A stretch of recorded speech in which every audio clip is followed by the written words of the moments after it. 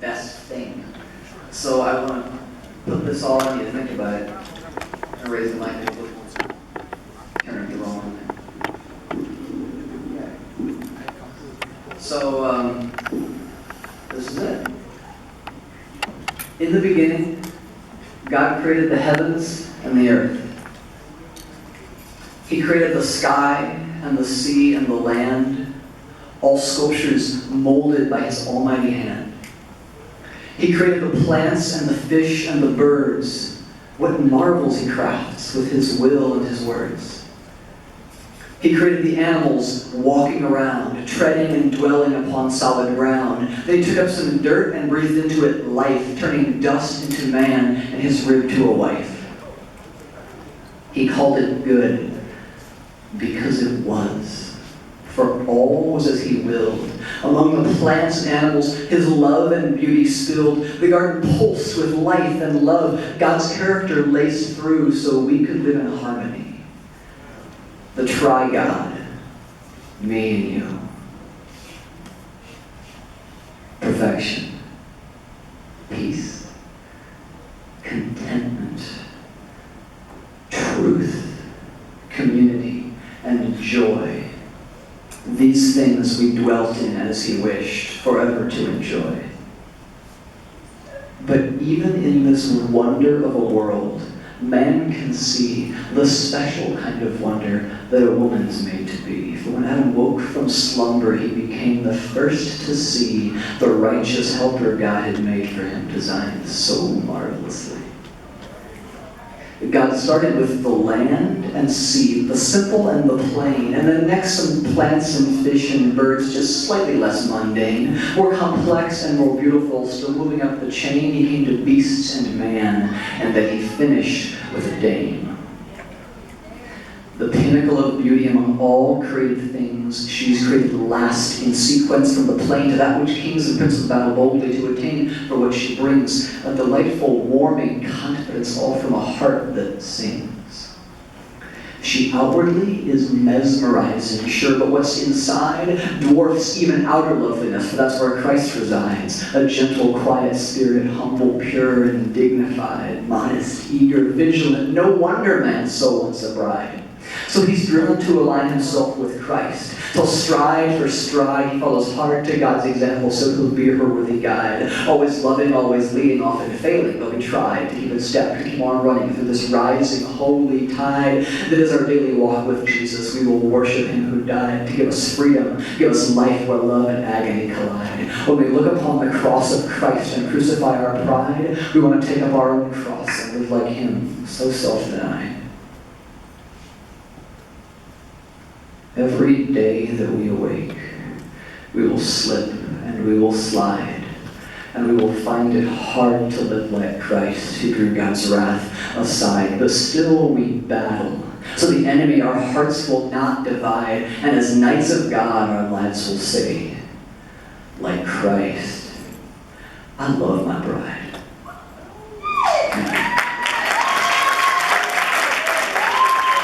Let's do it really again, yeah.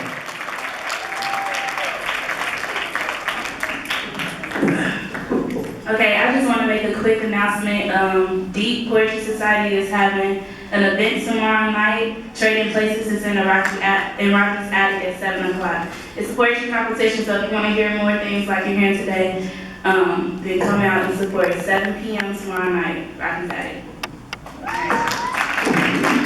Next to the stage, Tyler. Okay, guys, so I'm not performing, so don't get crazy.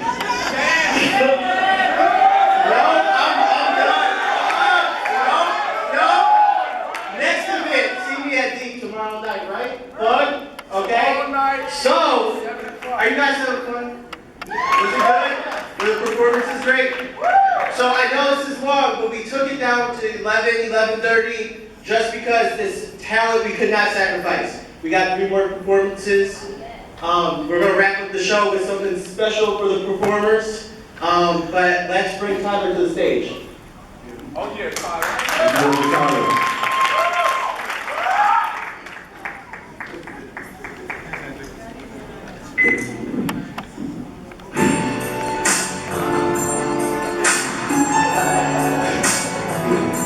Can we start coming, please?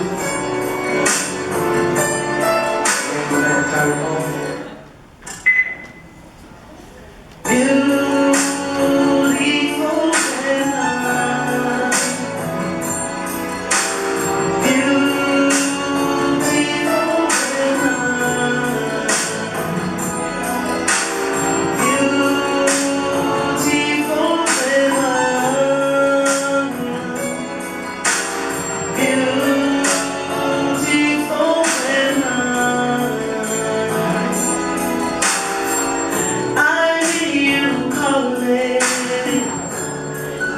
come, baby, see you. Oh,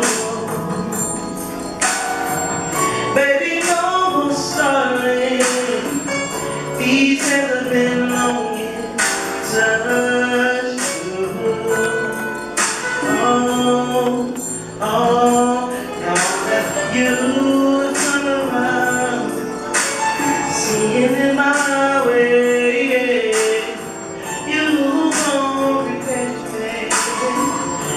Sure you want to get it back. See your body's calling for me. Say your body's calling for me.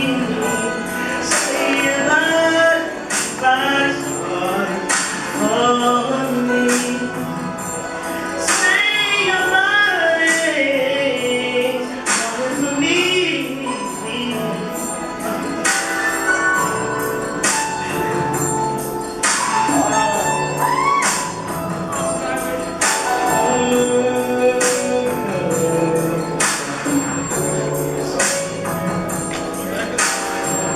Let me take you higher, show you how you should feel, baby. Now speak now, forever hold I need. Whatever it is you want from me,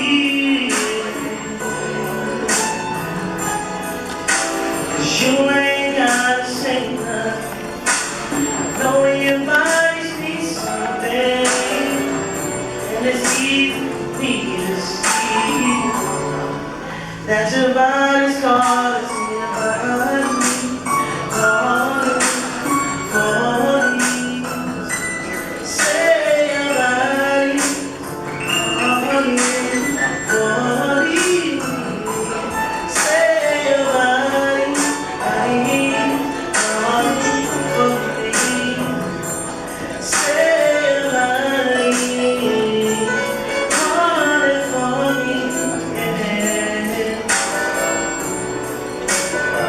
I hate you calling, baby.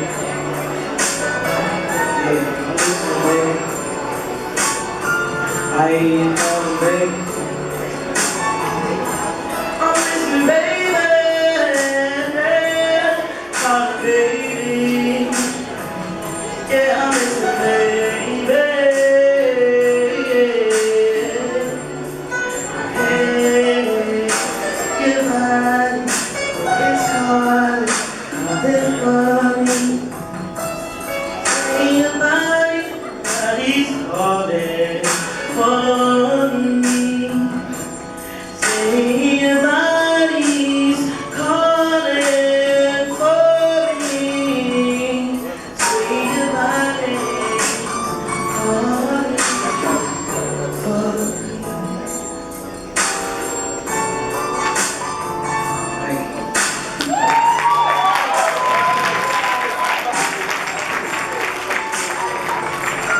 Give up the power again. Let's do the stage. Steve.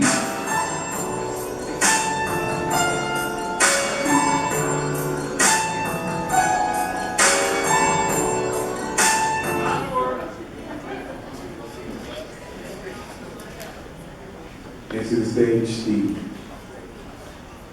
Sean, I'm sorry. Let's give it up for Sean again. I'm sorry.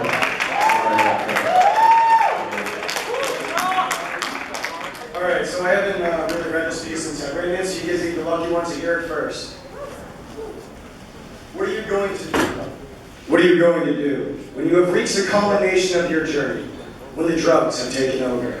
When the moon always seems to hover when there is nowhere to turn, no corners, only curves. Stuck in the rat trap, stuck in the present, stuck in the darkness of the racing curves of your mind. When you look out and everyone you know is dying. When there are no more windows or food in the fridge, decorations on the wall. Complacent dark spots where furniture used to rest. When the walls of your life, sanity, future, coherence, life and death crash into the river of a lifelong past. When all your haunting and daunting fears linger like the shadow of your transparent being.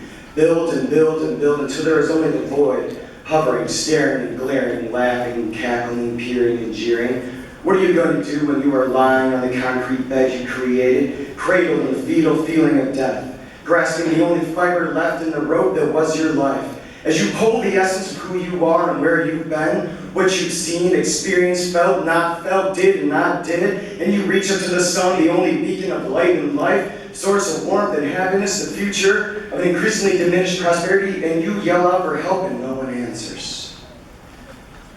What are you going to do when the only comfort you hold true is the reverberating echoes of the screams of people dying and dismissing their son from the other room, from the streets, from the void, from inside? As the blood bellows from your stomach, organs begin to shut down, particles of being are no longer connected. When the only reflection you catch is off the pipe in your hands or the needle in another. When you look in the mirror and the reflection you once knew has faded, and the grueling, gruesome, disfigured being that was your biggest fear, the bump in the night, your internal holocaust has become the winking, opaque status quo of a figure glaring back, a little skewed, vacant, waving, inviting you. What are you going to do when you reach for hope, a helping hand, the right words to drag you out, an open ear, open mind,